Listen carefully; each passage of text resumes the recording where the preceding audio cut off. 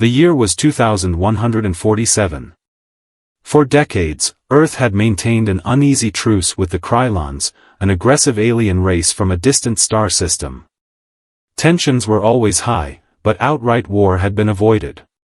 Until now. Admiral John Stockton stood on the bridge of the EDS Titan, humanity's most advanced warship.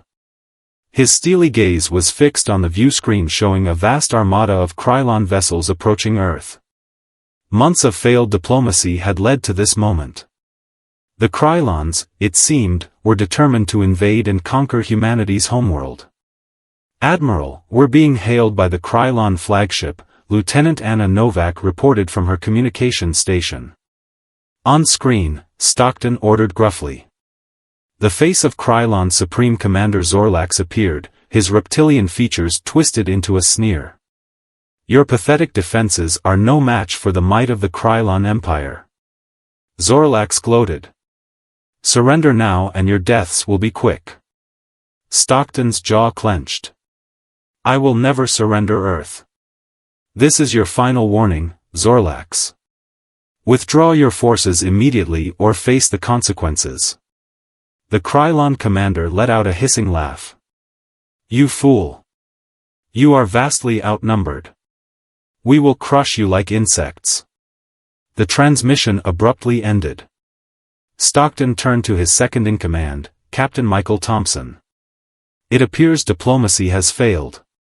We have no choice but to engage the enemy. All ships, battle stations."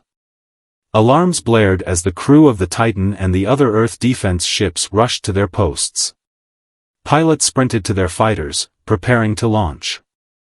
In the CIC, officers analyzed the tactical data streaming in, searching for weaknesses in the Krylon formation. Stockton watched grimly as the alien fleet continued its inexorable advance. The Krylons had the advantage in numbers, but Earth had a secret weapon, a new super-weapon called the Singularity Cannon. In theory, it could create an artificial black hole that would utterly destroy any ships caught in its radius. But it was untested in actual combat. As the distance closed, Stockton knew he would have only one shot.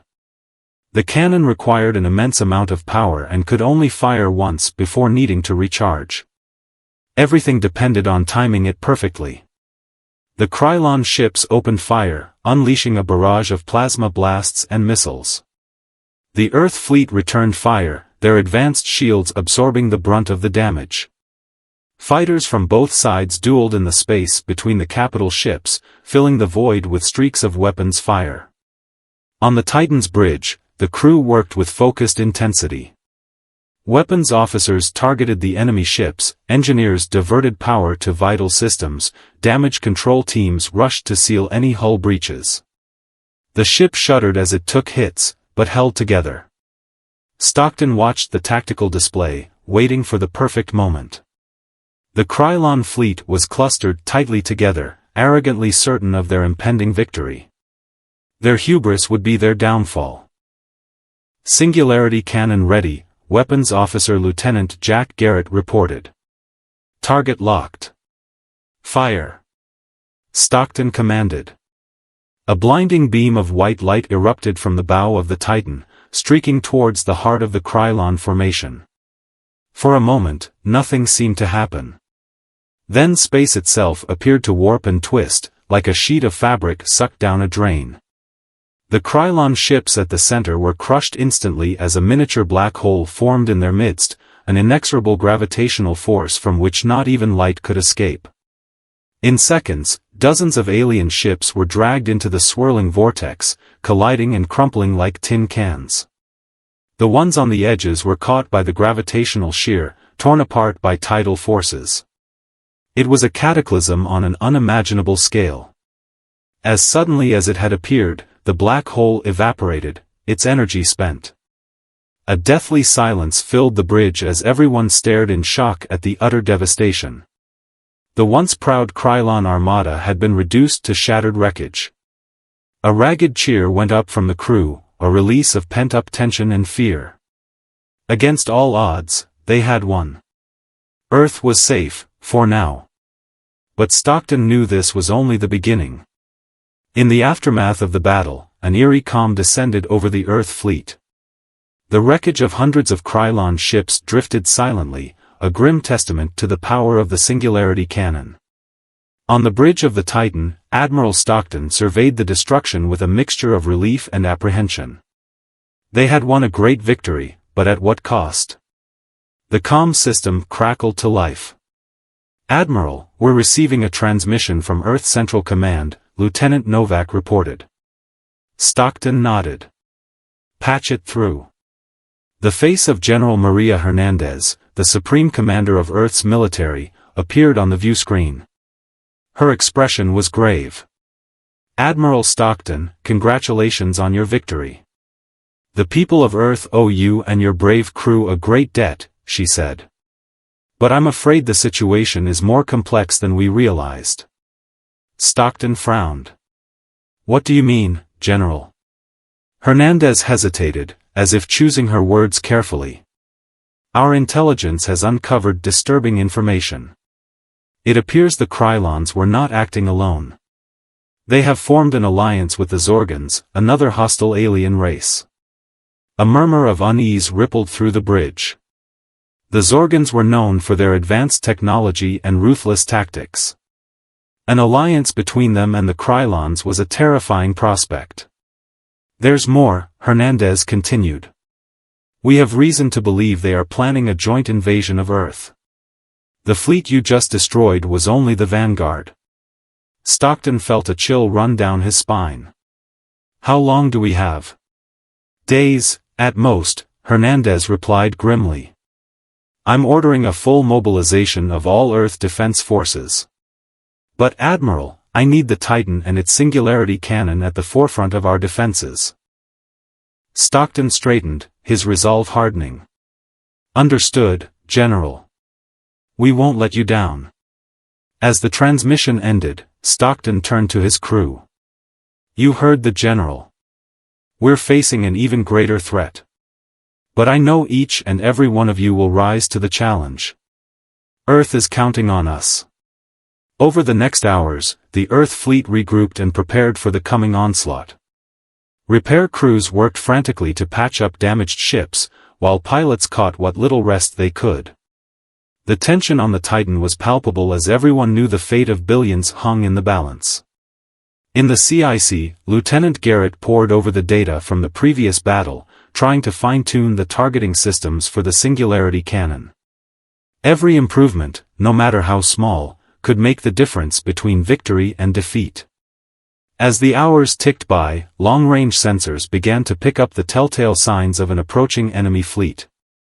The numbers were staggering, thousands of Krylon and Zorgan ships, a force that dwarfed anything humanity had ever faced.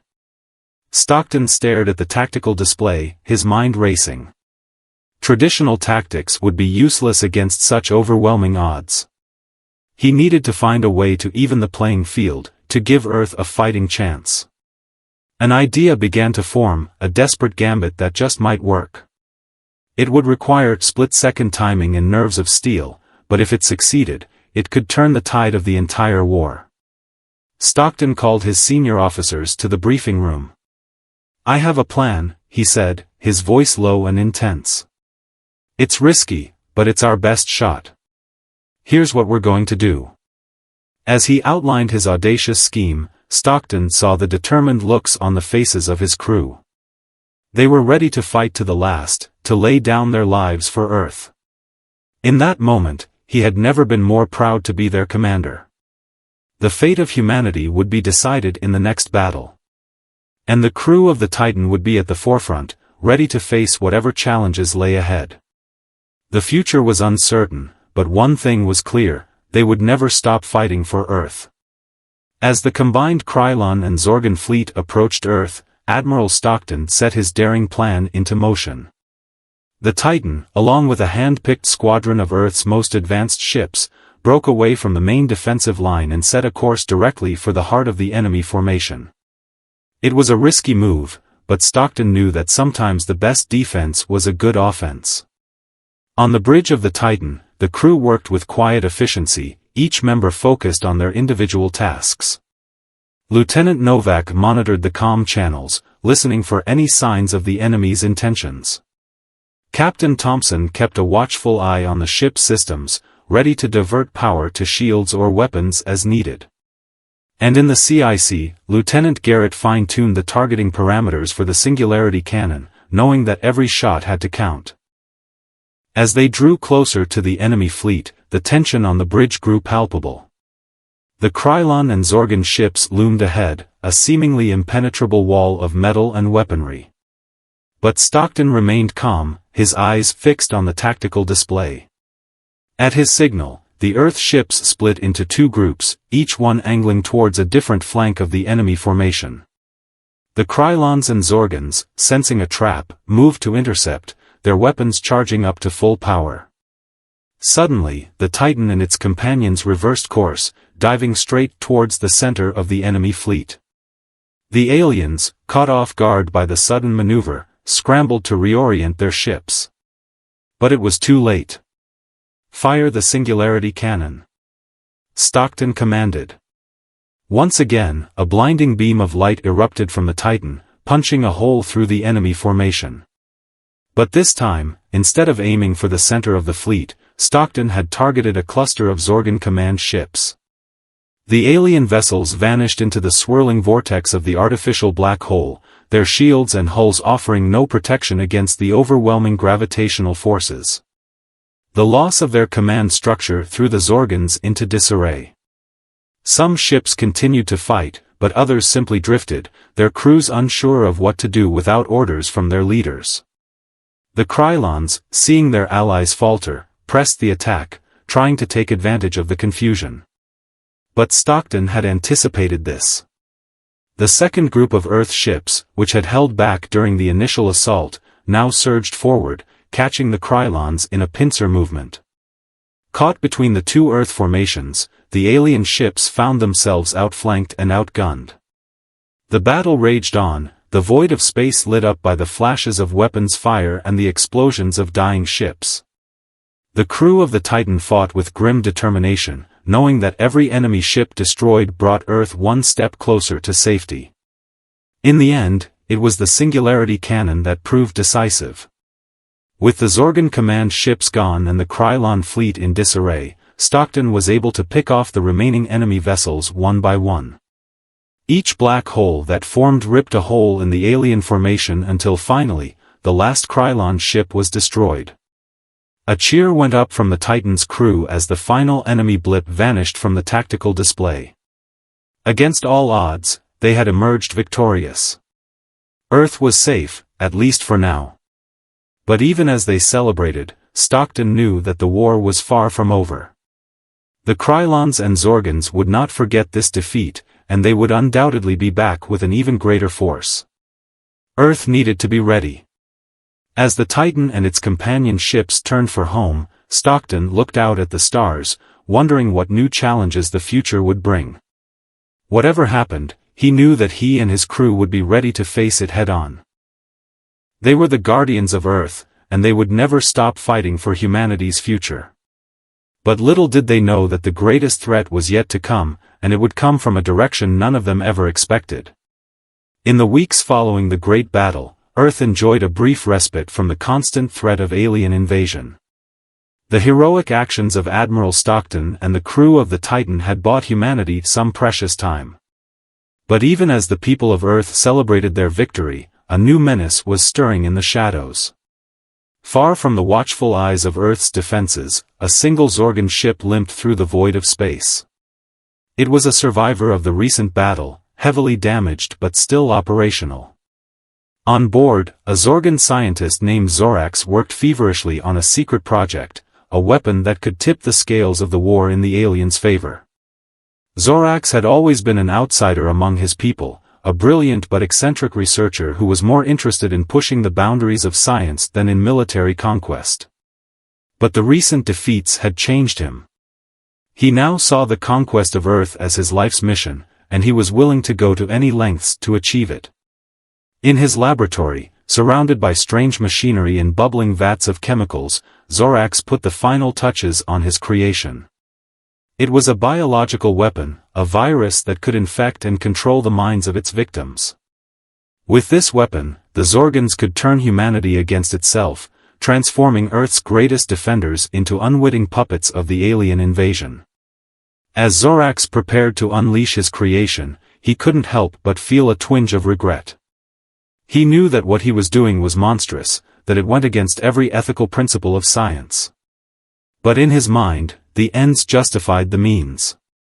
The survival of his species was at stake, and no price was too high to pay. Meanwhile, back on Earth, life was beginning to return to normal. Admiral Stockton and his crew were hailed as heroes, their names and faces plastered across news feeds and social media. But for Stockton, the adulation felt hollow. He couldn't shake the feeling that the war was far from over, that the worst was yet to come. His fears were confirmed when Earth's long-range sensors detected a single Zorgan ship approaching the solar system. It was moving slowly, as if damaged, but it was clearly on a direct course for Earth. Stockton ordered the Titan and a squadron of Earth's best ships to intercept the Zorgan vessel. As they approached the alien ship, they hailed it, demanding its surrender. But there was no response. Suddenly, a strange mist began to emanate from the Zorgan ship, engulfing the Earth vessels. The crews of the ship started to behave erratically, their eyes glazing over as if in a trance. To Stockton's horror, some of them even turned their weapons on each other. Realizing that they were being affected by some kind of biological weapon, Stockton ordered an immediate retreat. But it was too late for some of the crew members. They had been transformed into mindless drones, their loyalty now belonging to the Zorgans. As the infected ships turned and joined the Zorgan vessel, Stockton felt a sense of dread wash over him. He realized that this was no ordinary weapon. The Zorgans had found a way to subvert humanity's greatest strength, their unity and loyalty to one another. Back on Earth, news of the incident spread like wildfire. Panic began to set in as people realized that anyone could be a potential threat, that the enemy could now come from within. In the midst of the chaos, Stockton and his remaining loyal crew members began to formulate a plan. They knew that they had to find a way to counter the Zorgan virus, to free their infected comrades and restore humanity's ability to fight back. It would be a race against time, a desperate struggle against an enemy that had already infiltrated their ranks. But Stockton and his crew were determined to prevail, no matter the cost. The fate of Earth and the future of humanity depended on them. As they set to work, a sense of grim determination settled over the Titan. They had faced impossible odds before and emerged victorious. They would do so again, or die trying. The battle for Earth's survival had entered a new and terrifying phase, and the crew of the Titan would be at the forefront, ready to face whatever challenges lay ahead. As the Zorgan virus spread through Earth's defenses, turning more and more of humanity's defenders into mind-controlled slaves, a sense of despair began to grip the planet.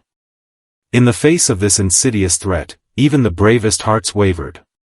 But Admiral Stockton and the crew of the Titan refused to give in to hopelessness. Deep within the Titan's research labs, Earth's top scientists worked around the clock, studying samples of the Zorgan virus that had been collected from infected crew members. It was a daunting task. The virus was unlike anything they had ever encountered, a complex bioengineered creation that resisted all conventional treatments. But there was one glimmer of hope. Dr. Emily Sorensen, the Titan's chief medical officer, had discovered a potential weakness in the virus's structure. If they could find a way to exploit that weakness, they might be able to create a counteragent, a way to free the infected from the Zorgan's control.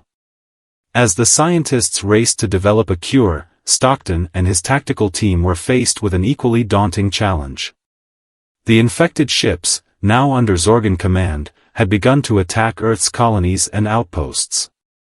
With each passing day, the alien forces grew stronger, bolstered by the captured Earth ships and their mind-controlled crews. Stockton knew that they had to act fast. Every ship, every crew member that fell to the Zorgans was one more weapon in the enemy's arsenal. He devised a daring plan, a series of rapid strikes against key Zorgan targets, designed to keep the enemy off balance and buy time for the scientists to complete their work. It was a risky strategy, one that would put the Titan and its crew in the line of fire. But Stockton knew that they had no choice. If they failed, Earth would fall. As the Titan and its companion ships set out on their mission, Dr. Sorensen and her team worked feverishly in the labs. They tested compound after compound, searching for the key that would unlock the virus's secrets. Finally, after countless failed attempts, they had a breakthrough. They had created a counteragent that could disrupt the virus's control over the infected. It was not a perfect cure, it would not restore the minds of those who had been under Zorgan control for too long. But it was a start, a way to fight back against the alien menace. With the counteragent in hand, Stockton and his crew launched their final assault. They targeted the largest concentration of Zorgan ships, a massive fleet that was preparing for a full-scale invasion of Earth.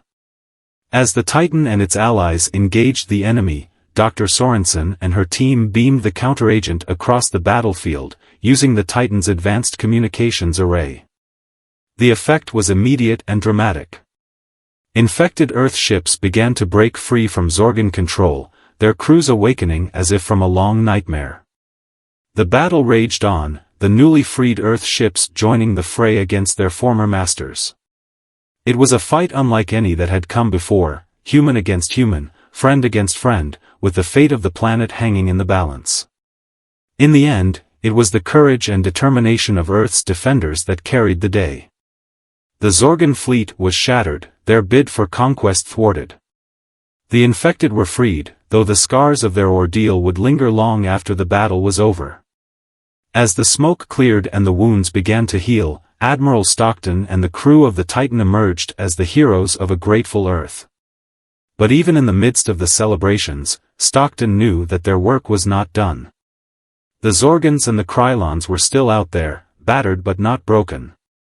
They would return, as they always had, with new weapons and new strategies. But Earth would be ready. Under the leadership of brave men and women like Admiral Stockton, Dr. Sorensen, and the crew of the Titan, humanity would continue to fight, to explore, to reach for the stars. The battle for Earth's future had been won, but the war for the galaxy was just beginning. In the aftermath of the Zorgan invasion, Earth began to rebuild. The scars of the war were deep, both physical and psychological. The mind-controlled victims, now freed from the alien virus, struggled to come to terms with the actions they had committed under Zorgan influence. The trust that had once bound humanity together had been shaken to its core. But even as Earth healed, Admiral Stockton and his allies knew that they could not rest on their laurels. The Zorgans and the Krylons had been defeated, but not destroyed. Somewhere out in the vast reaches of space, they were regrouping, plotting their revenge. To prepare for the inevitable return of the alien threat, Earth's leaders launched an ambitious program of expansion and exploration. New colonies were established on far-flung worlds, each one a bastion of human civilization in the face of the unknown. The Earth Defense Fleet, led by the Titan and its battle-hardened crew, patrolled the space lanes, ready to respond to any sign of alien aggression. But the greatest hope for Earth's future lay in the realm of science and technology. In labs and research centers across the planet, Earth's brightest minds worked to unravel the secrets of the alien technologies that had nearly brought about their downfall. From the wreckage of Zorgan and Krylon ships, they reverse-engineered advanced propulsion systems, energy weapons, and defensive shields. Leading this scientific renaissance was Dr. Emily Sorensen, now hailed as a hero for her role in developing the counteragent that had freed Earth's mind-controlled victims. With her team of brilliant researchers, Dr. Sorensen pushed the boundaries of human knowledge, developing new technologies that would ensure Earth's place among the stars. As the years passed, Earth grew stronger and more prosperous. The colonies flourished, becoming hubs of trade and cultural exchange. The Earth Defense Fleet became a symbol of human unity and resilience, a shining beacon of hope in a dangerous galaxy. But even as Earth celebrated its newfound strength, trouble was brewing on the horizon. In the depths of space, a new power was rising, a mysterious alien race known as the Orcs. Little was known about these enigmatic beings, but one thing was clear: they were not interested in peace or coexistence. They saw humanity as a rival, a threat to their own expansionist ambitions. As reports of Orcs' aggression began to filter back to Earth, Admiral Stockton and his crew prepared for the inevitable confrontation. They knew that this would be their greatest challenge yet, a fight not just for Earth's survival, but for the future of the entire human race. The first skirmishes were brief but bloody, with the Orcs proving to be a formidable foe. Their ships were fast and maneuverable, their weapons advanced and deadly. But the Earth defense fleet was not about to back down. Led by the Titan, they met the Orcs head-on, determination etched on every face. As the war raged across the stars, Dr. Sorensen and her team raced to develop new weapons and defenses to counter the Orcs' threat. They delved deep into the mysteries of alien science, pushing the limits of their understanding in a desperate bid to gain the upper hand. The turning point came in a massive battle near the edge of Earth's solar system. The Orcs had launched an all-out assault, seeking to crush Earth's defenses in one swift stroke. But they had underestimated the resolve of Admiral Stockton and his crew. In a daring maneuver, the Titan led a charge directly into the heart of the Orcs formation. Using a new weapon developed by Dr. Sorensen, a massive EMP burst that disabled the Orcs' ship's electronics, they were able to turn the tide of the battle. The Orcs fled, their forces in disarray. It was a major victory for Earth, but Stockton knew that it was only the beginning. The Orcs would be back, and Earth needed to be ready. As he looked out at the stars, he knew that the future of humanity would be forged in the crucible of conflict. But with the courage and determination of Earth's defenders, he had no doubt that they would prevail. The saga of the Titan and its crew was far from over. The victory over the Orcs had given Earth a much-needed respite, but Admiral Stockton knew that it was only a matter of time before the next threat emerged. The galaxy was a vast and dangerous place, filled with unknown perils. To ensure humanity's survival, they needed to be proactive, to seek out potential allies and neutralize potential enemies before they could strike. To that end, Stockton and the crew of the Titan embarked on a bold new mission, a diplomatic voyage to the far reaches of the galaxy, seeking to forge alliances with friendly alien races. It was a risky endeavor, but one that Stockton believed was essential for Earth's long-term security. As the Titan journeyed from world to world, they encountered a dizzying array of alien cultures and civilizations. Some were welcoming, eager to establish ties with the rising power of humanity. Others were wary, suspicious of the newcomers and their motives. And a few were openly hostile, seeing the humans as nothing more than upstart primitives, unworthy of a place on the galactic stage. Through it all, Stockton and his crew navigated the delicate dance of interstellar diplomacy with skill and finesse. They brokered trade agreements, mediated disputes, and forged military pacts, slowly but surely building a network of allies that stretched across the stars. But even as they worked to secure humanity's place in the galaxy, trouble was brewing closer to home. On Earth, a new political movement had arisen, a faction that saw the increasing entanglement with alien affairs as a threat to human purity and autonomy. Led by a charismatic demagogue named Ezra Malik, the Earthers pushed for a policy of isolationism and xenophobia, rejecting the alliance-building efforts of Stockton and his allies. As Malik's influence grew, so too did the tensions on Earth. Protests and riots broke out in major cities, as the populace grappled with the implications of their newfound place in the cosmos. Some saw the aliens as saviors, the key to unlocking a bright future for humanity. Others saw them as demons, a corrupting force that needed to be purged. Caught in the middle of this political maelstrom, Stockton and the Titan found themselves facing a new and insidious threat. Malik, it seemed, was not content to simply preach hatred and fear. He had been secretly building a private army, a force of fanatical loyalists who were prepared to do anything to advance his cause. When Malik made his move, it was sudden and brutal. His forces launched a series of coordinated attacks on key Earth Defense Fleet installations, seeking to cripple humanity's ability to project power beyond the solar system. At the same time, his agents sabotaged the communications network that kept the far-flung human colonies connected, isolating them and leaving them vulnerable to attack. Faced with this two-pronged assault, Stockton and his crew raced back to Earth, desperate to rally the planet's defenses before it was too late. In a series of daring raids and lightning strikes, they managed to disrupt Malik's operations and expose his treachery to the world. In the end, it was the people of Earth who decided the outcome. Faced with the choice between fear and hope, isolation and engagement, they chose the path of unity and cooperation. Malik's support crumbled, and his movement was relegated to the dustbin of history.